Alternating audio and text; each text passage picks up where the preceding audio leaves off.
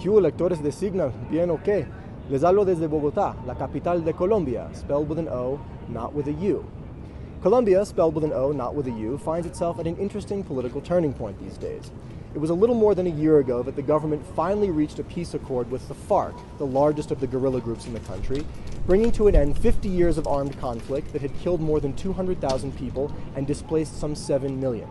That's unquestionably good news. In fact, it's one of the only pieces of truly good news we've had in the world over the past year.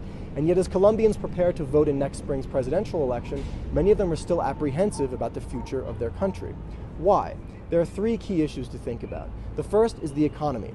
Can Colombia's economy continue to thrive in a world of lower prices for oil and coal? Those are the two key exports, and they help to fund the boom that brought millions of people out of poverty here over the past 10 years.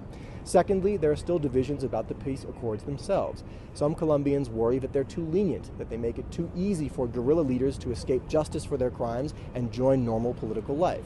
On the other hand, some Colombians worry that the government itself won't meet its end of the bargain under the accords, and of course, unless the state addresses the problems of rural poverty, income inequality, and drug trafficking, all of the conditions for a fresh round of violence will still be in place.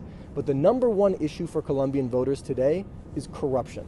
Corruption has always been a problem in this country, but a series of high-profile graft scandals have hit all the branches of government recently, and an overwhelming majority of Colombians now say they simply do not trust the established political parties in this country.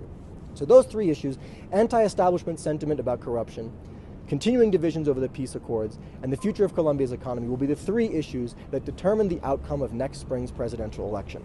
We'll be watching it all closely. Watch it closely with us on Signal.